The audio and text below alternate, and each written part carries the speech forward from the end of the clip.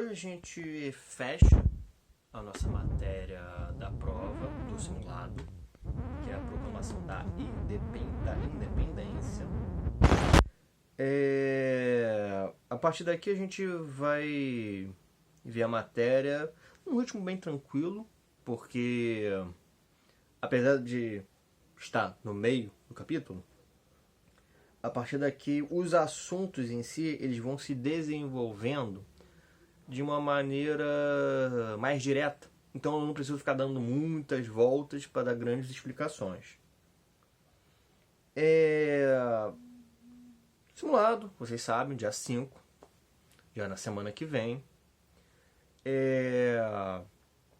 Eu pretendo, depois do vídeo, dar umas pontuadas com vocês em assuntos importantes, que eu quero que vocês prestem atenção. E uma coisa que eu quero pontuar já agora, que eu vou falar pro pessoal do presencial, é que o simulado são 6 questões, mas a pontuação, a numeração de pontuação, ela é diferente. Geralmente, eu faço de 0 a 10, que é bem comum. Nosso simulado vai ser de 0 a 100.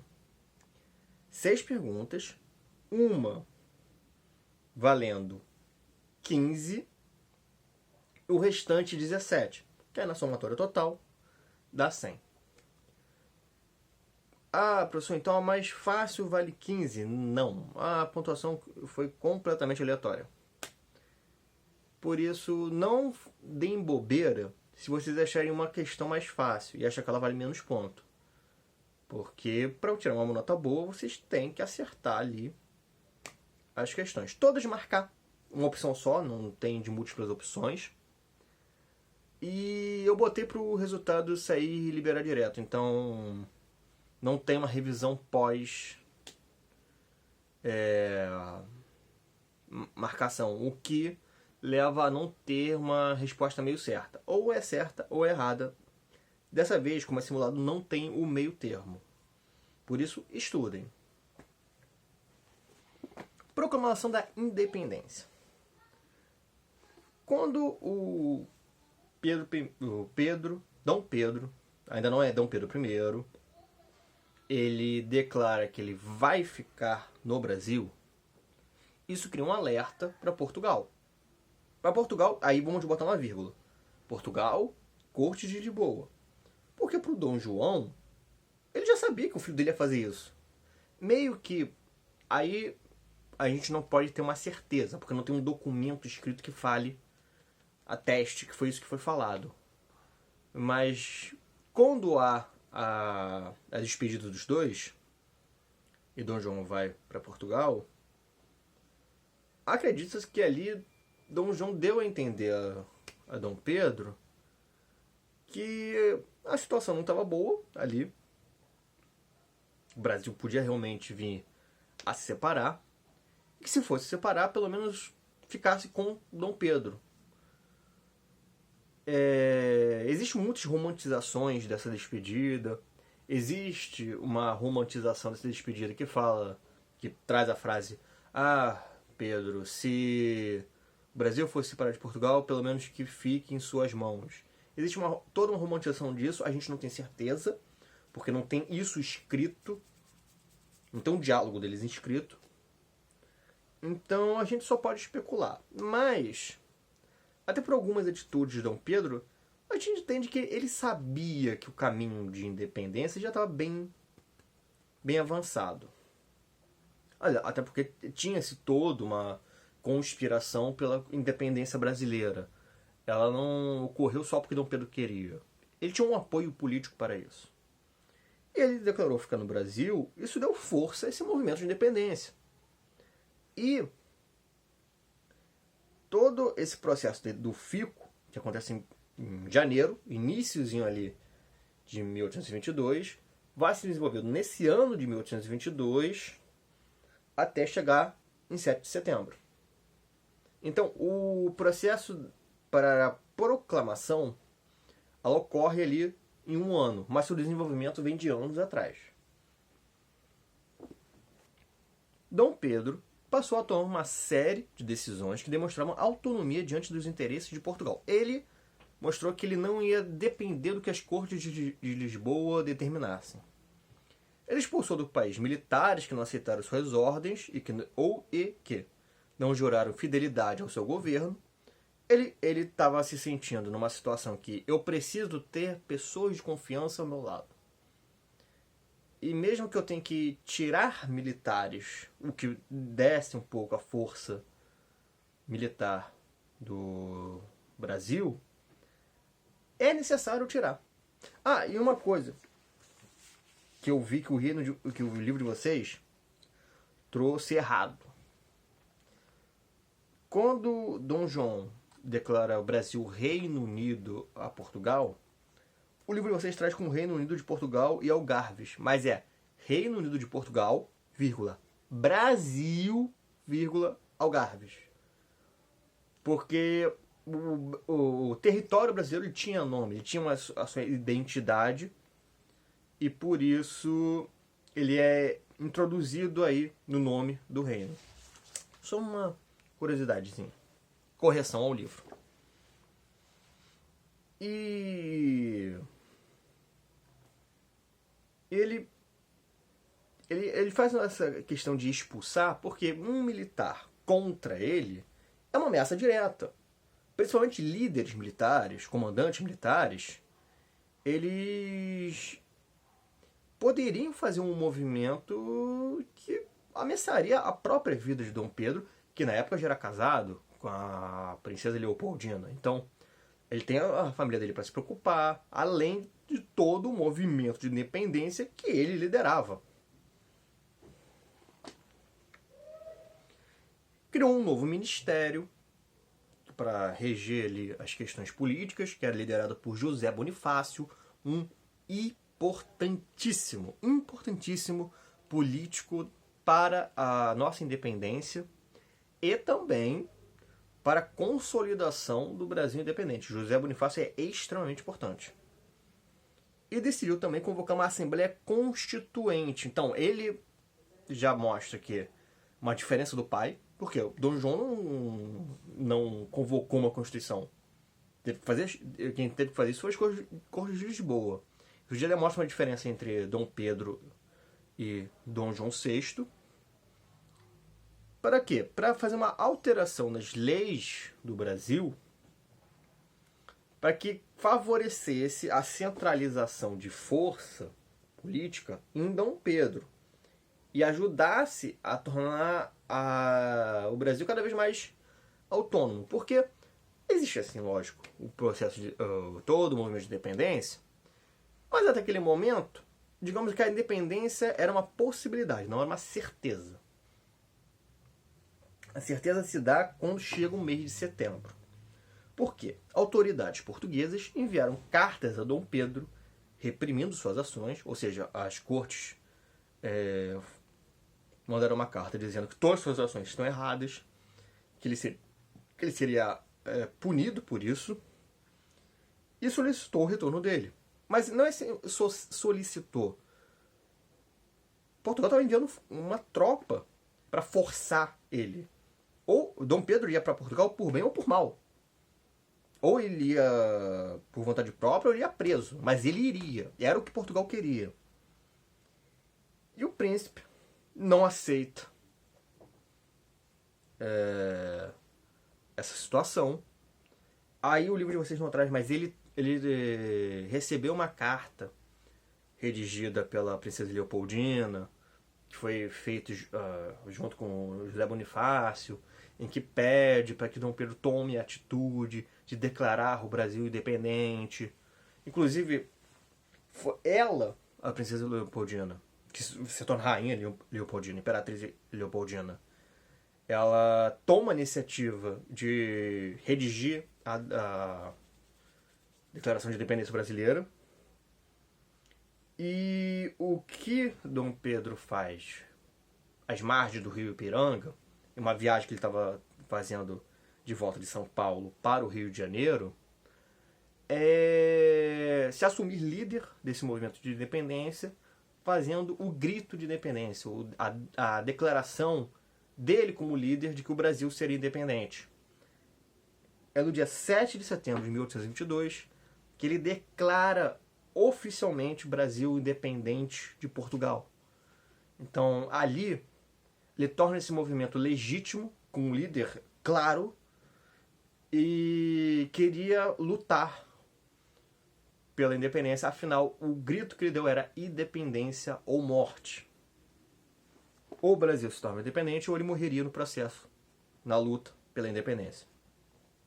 Alcançado em 7 de setembro de 1822, às margens do rio do Ipiranga, Dom Pedro proferiu o chamado Grito do Ipiranga, formalizando a independência do Brasil. Em 1º de dezembro, com apenas 24 anos, o príncipe regente era coroado imperador. Aí sim, Dom Pedro I do Brasil. O Brasil se tornava independente com a manutenção da forma monárquica de governo, mas ainda, o novo país teria no trono um rei português. Afinal, Dom Pedro era português de nascença. Este último fato criava uma situação estranha, porque uma figura originária da metrópole assumiu o comando do novo país. E lógico que Portugal não ia aceitar isso. O Brasil era importante demais para Portugal. Era de onde vinha a grande parte da receita. O que é receita, professor? Você está falando de comida? Não. Receita é dinheiro. A arrecadação de dinheiro do Império Português vinha em grande parte ali do Brasil. Portugal não podia se dar o luxo de perder o Brasil, além de ser um território enorme. Se você parar para pensar, perder um território muito grande é perder a capacidade de ter um exército muito grande. Porque a população naquele território ela pode ser alistada ao seu exército. Então, Portugal não ia deixar isso acontecer. E como Portugal não ia deixar acontecer? Enviando tropas, começando a Guerra de Independência. Diferente das histórias que se contou por muito tempo no Brasil, de que o Brasil teve uma independência diferente, a gente não teve violência na nossa independência. De jeito nenhum, o Brasil teve guerra de independência.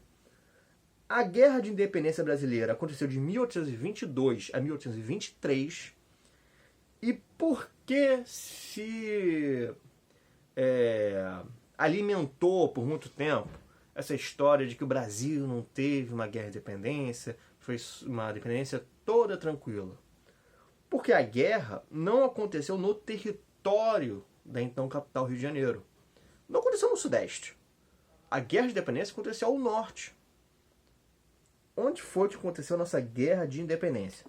Nos territórios da Bahia, do Maranhão, do Piauí e do Grão-Pará. Tropas portuguesas enfrentaram forças em defesa da independência, que ainda estavam sendo configuradas.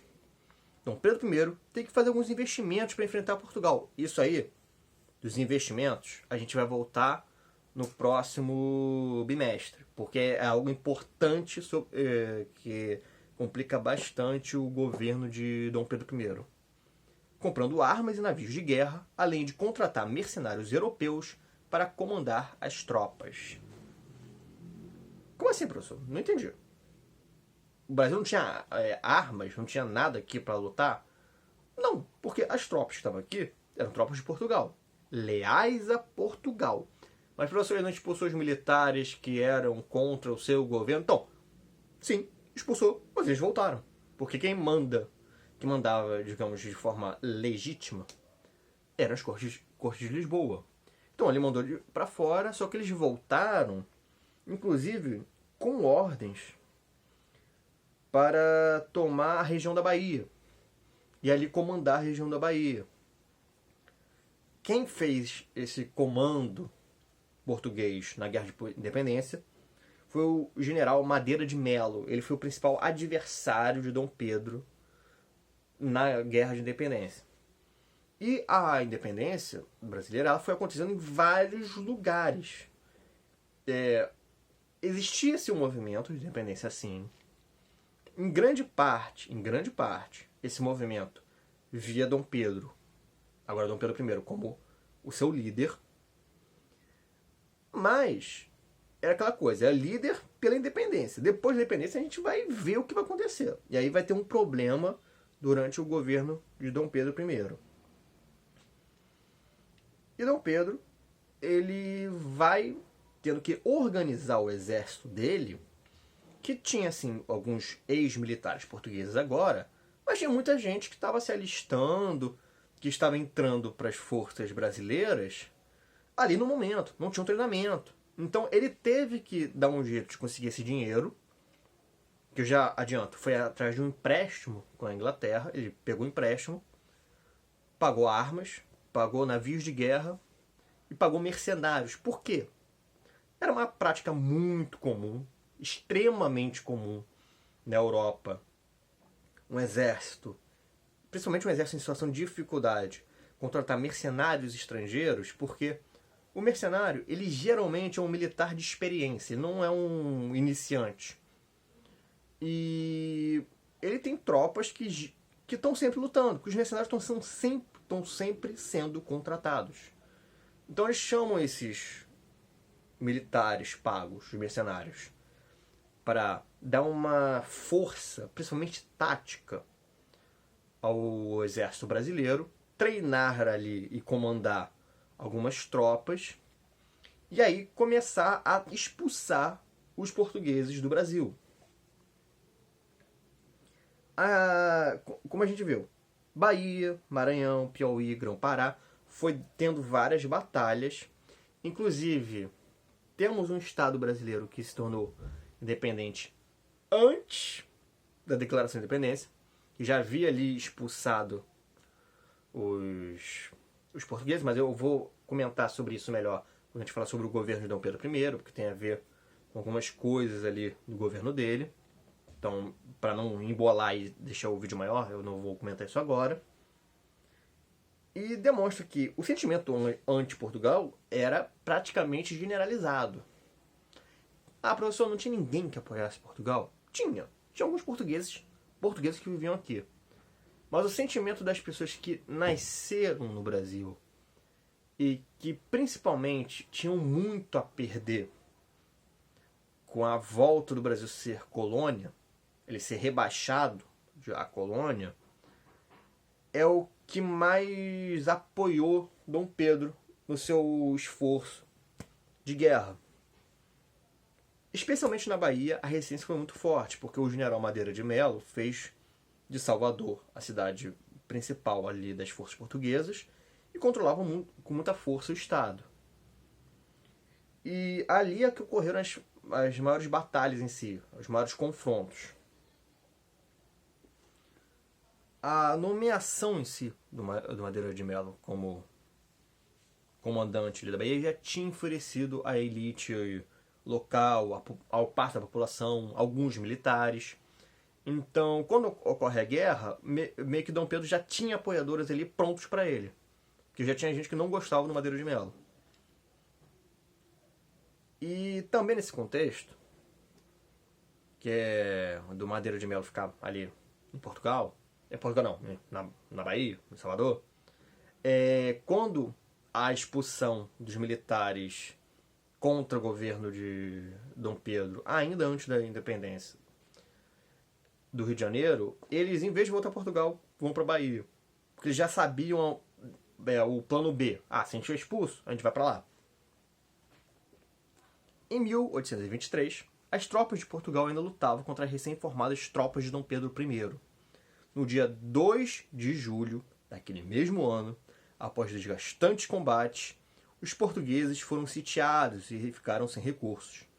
Nessa data, eles abandonaram a província baiana. As forças de Dom Pedro foram retomando tudo. Por quê? Porque o apoio popular é muito maior do que os portugueses tinham de força. Esses reforços de arma, navio de guerra e mercenários que o Dom Pedro I contratou fez uma boa diferença. Então, ele foi tomando tudo, empurrando os portugueses mais para fora, até restar só Salvador, a batalha ali pelo controle da cidade. No fim, as tropas portuguesas perdem, os brasileiros ganham e circundam a cidade, sitiam a cidade. Só que no meio da batalha mesmo, os portugueses ficaram sem recurso para se manter ali eles viram que não dava para continuar, a vitória era inevitável, e aí eles pedem para pelo menos poderem ir embora. Eles vão embora da Bahia, e indo embora da Bahia marca a vitória brasileira sobre Portugal. A guerra acaba aí, mas Portugal não reconhece ainda a independência do Brasil. O reconhecimento de Portugal era importante porque quando a metrópole reconhece a independência da sua ex-colônia, acaba-se os motivos para a guerra.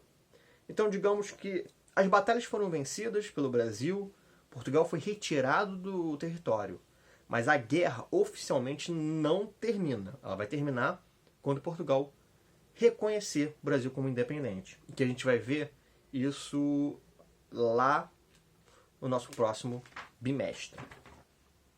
Uma representação da independência. O episódio que Dom Pedro declara a independência do Brasil foi representado por pintores de diferentes estilos artísticos. Uma das obras mais conhecidas faz parte do acervo do Museu Paulista, na cidade de São Paulo, intitulada Independência ou Morte. O quadro foi pintado em 1888 pelo artista paraibano Pedro Américo. Pedro Américo tinha formação acadêmica, tendo desenvolvido estudo na Academia Imperial das Belas Artes e em Paris. O pintor produzia suas obras com base em modelos difundidos na Europa, onde revigorava o estilo artístico do romantismo. Esse estilo era marcado pela exaltação nacional, difusão das figuras de heróis e personalidades históricas, consideradas importantes politicamente, além de representações carregadas de emoção. O romantismo ele foi importante porque ele ajudou os países a construir a imagem das nações.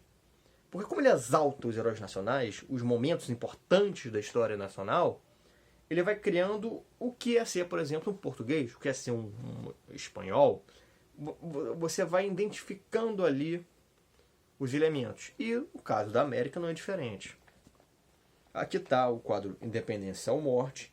Eu tenho certeza absoluta que vocês já viram esse quadro, porque é extremamente famoso.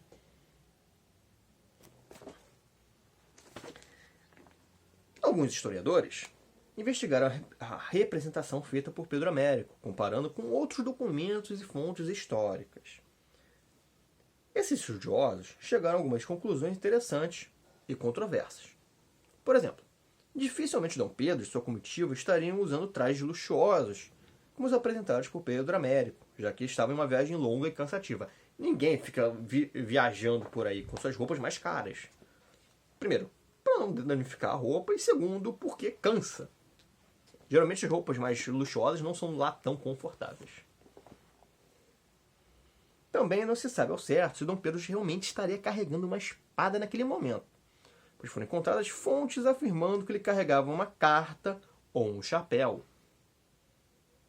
Ele também não estaria montado em um cavalo, pois as mulas eram muito mais comuns em viagens como aquela. Diferente do que se pensa, cavalo não era o mais adequado para viagens longas. As mulas, os burros, eles têm muito mais resistência para viagens longas. Os cavalos eles são melhores para disparadas, para velocidade. Assim, ao analisarmos uma fonte histórica, é muito importante verificarmos quem foi seu autor e qual contexto que ela foi produzida. Sempre buscando também entrar em contato com outras fontes sobre o mesmo fato histórico. Desse modo, é possível investigarmos as intenções e os interesses que se encontram por trás do documento. No caso da Independência ou Morte, é passar a grandiosidade, a importância daquele momento para a história nacional. Modelos de governo nos países independentes. Os movimentos de independência que ocorreram no continente americano apresentaram muitas particularidades. Aí é uma coisa importante a gente lembrar. O objetivo de todos era ficar independente da minha metrópole. Isso era igual. Só que o meio, o porquê, ou até o pra quê ficar independente, e às vezes até de quem ficar independente, varia bastante. A gente viu que o Paraguai ficou independente da Argentina, não ficou independente da Espanha. Haiti ficou independente da França, mas no Haiti a independência foi feita pela população afrodescendente e africana, que estava em uma situação muito opressiva de escravidão ou submissão social. O São Martin e o Simão Bolívar fizeram a independência de mais de um país. Nos Estados Unidos, o George Washington comandou ali o processo de independência, mas tinha todo um grupo por trás apoiando ele, e eles montaram um modelo de governo que não era visto há centenas de anos, que é a República. E aí vem uma grande diferença. Nós, diferente de todos os nossos vizinhos, a gente virou império, a gente virou monarquia, a gente não virou república. Por quê? Porque os motivos da nossa independência e o nosso líder da independência era muito mais próximo da ideia monárquica. Dom Pedro era príncipe. Não tinha por que ele fazer uma independência no Brasil e falar, vai ser república. Eu fico aqui 4 anos, depois eu saio do poder. Ele nem cresceu com essa mentalidade. Ele cresceu com a mentalidade de ser um príncipe, de um dia ser rei. Então, quando o nosso líder da independência é um príncipe, que tem toda aquela carga histórica de reis e imperadores portugueses, e faz a independência do Brasil, meio que não tinha como o movimento republicano no Brasil realmente instaurar uma república. Então, os caminhos que a nossa independência andou levou para a monarquia, diferente dos nossos vizinhos que levaram para repúblicas.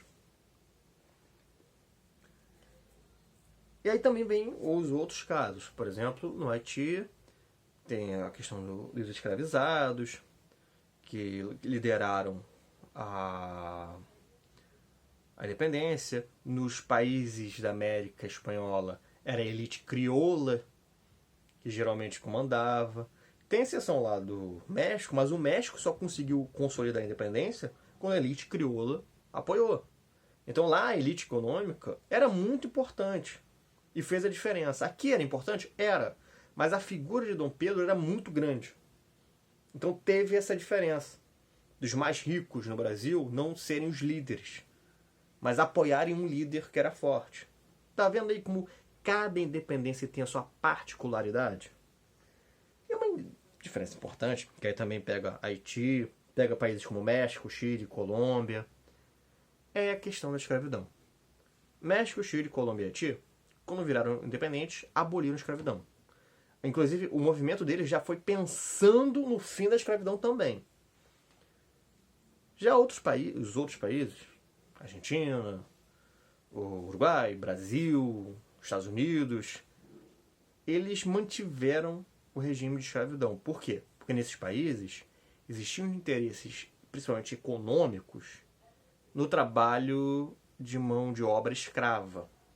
Então, para quem tinha dinheiro, não era interessante o fim da escravidão. Então, nesses países, mesmo que digamos até que o discurso moral da escravidão já estava mudando, cada vez mais países viam a escravidão como algo negativo, aí os seus motivos variam bastante.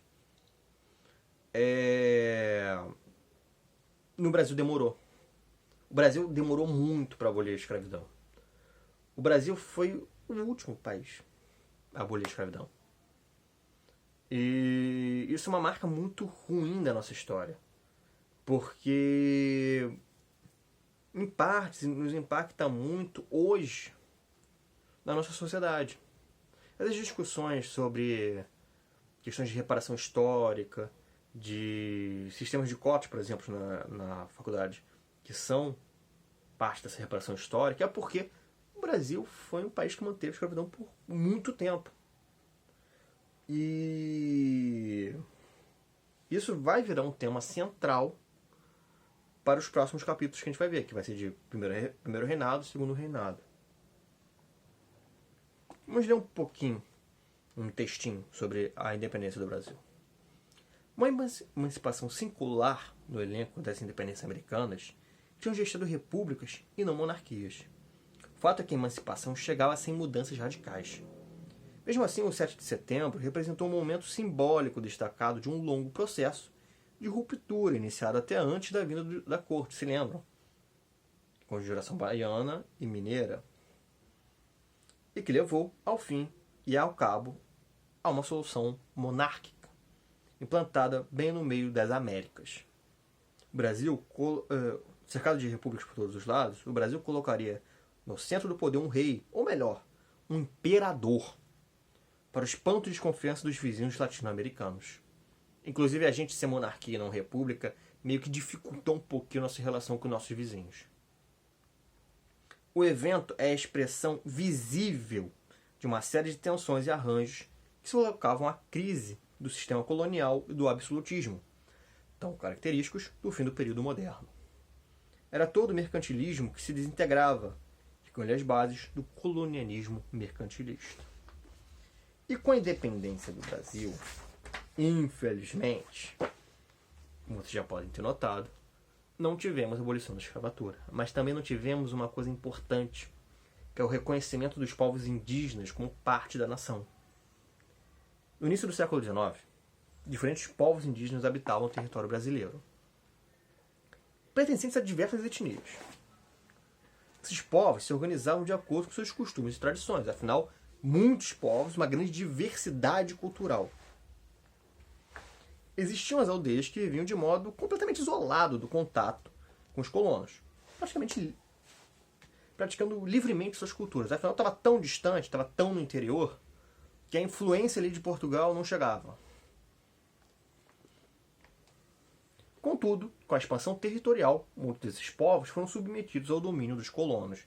Uma coisa que aconteceu bastante durante a presença de Dom João aqui foi a expansão de um pouco do território brasileiro. Por exemplo, a Cisplatina, onde ficou o Uruguai, foi Dom João que tomou.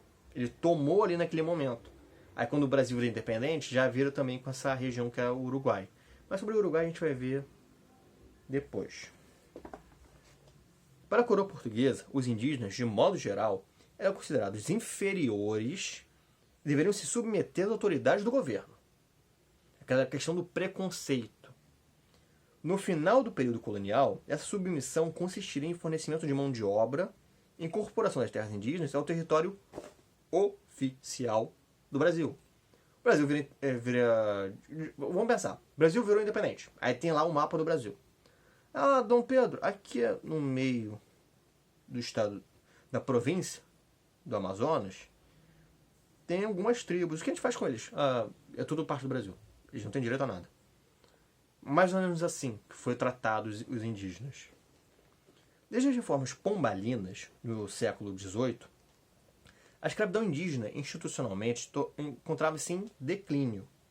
Com o uso de mão de obra em condições injustas, ainda era praticado por grandes proprietários de terras que exploravam os aldeamentos indígenas. Não tinha em si escravidão indígena, mas a mão de obra indígena era extremamente desvalorizada e agredida. Também eles eram agredidos pelos patrões da época.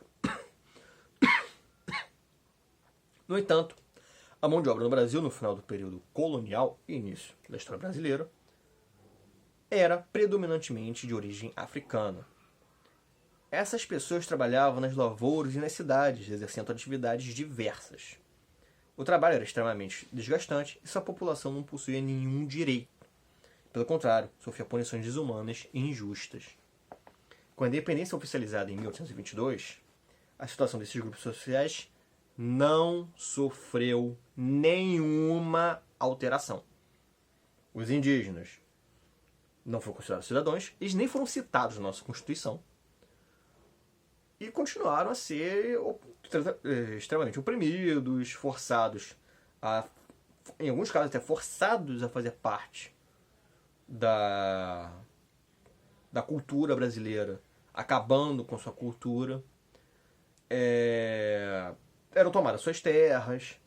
E no caso dos escravizados, não houve abolição da escravatura, não havia nenhum movimento entre a elite, porque movimento abolicionista existia, mas entre a elite que moldou ali, digamos, a Constituição do país, não havia a luta pelo fim da escravidão.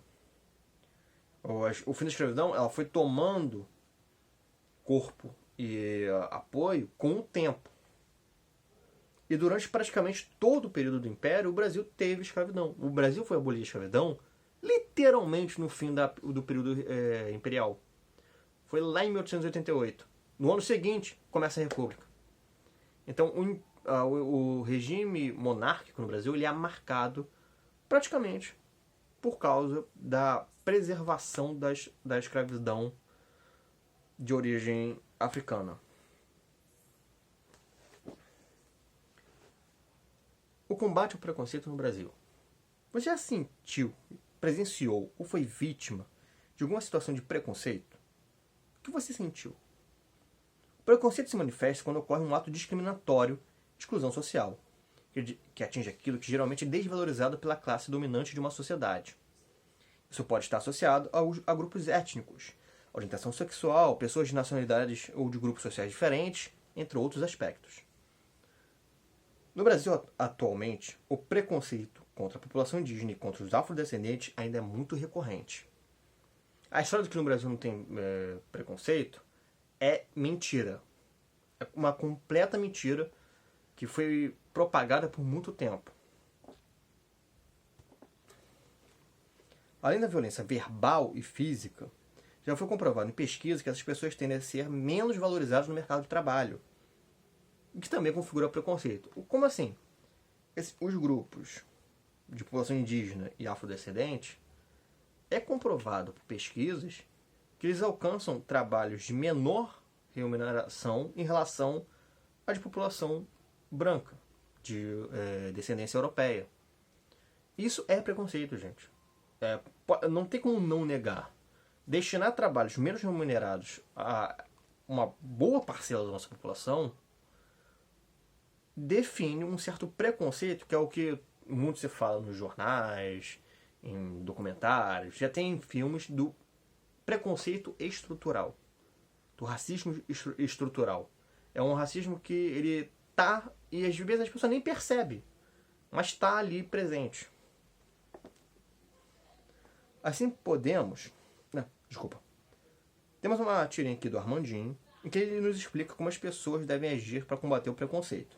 Abandonar preconceitos, abrir a mente e se perceber na realidade do outro, até se sentir capaz de sentir o que o outro sente. Empatia. E ele nos explica como a gente deve agir para combater o preconceito e conviver de modo democrático, nos colocando no lugar do outro, percebendo sua realidade e compreendendo sua cultura.